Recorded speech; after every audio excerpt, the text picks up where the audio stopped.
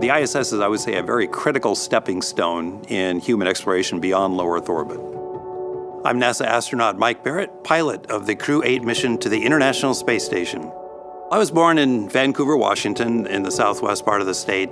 Grew up around the city of Camas, a very small town in a farming community. And we had about 80 acres or so.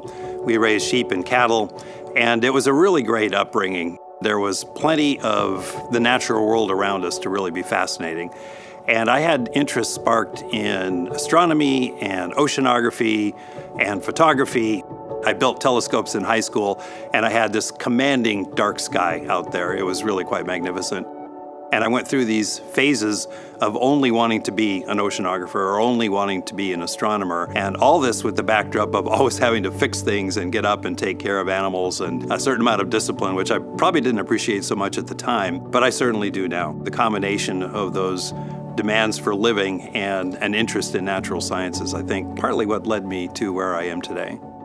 I came to Johnson Space Center in 1991, and I've never left, except when I left the planet a couple times. But I spent 9 years as a NASA flight surgeon, and I would say that is absolutely one of the dream jobs at NASA. I think my passion is the human in space, how we adapt, how we prepare for space, how we rehab when we come back, and how our physiology changes. And so that job allows you to dabble in all of those things and be among the last of the people who see the crew before they launch, the first who see them when they land, and to talk to them every day. That was an amazing experience. And I was very, very lucky to transition to the astronaut corps in the year 2000.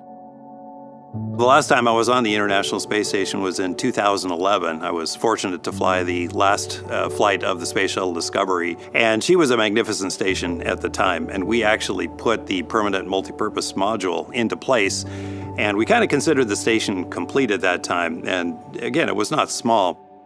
Since that time, she's actually grown quite a bit. So what I expect to find is the core of the station that I left, that I loved so much, that I spent over 200 days on, plus some new modules, some new research capabilities, and I think as important as anything, new docking ports for new generation spacecraft.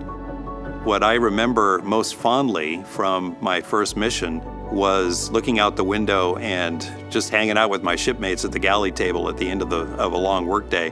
My personal goal is really to see my crew become part of it, help build it, and have us all come down so much better than we were. If we do that and we've executed our mission and we're fatigued, tired, but giddy with success, that's what I'm looking for.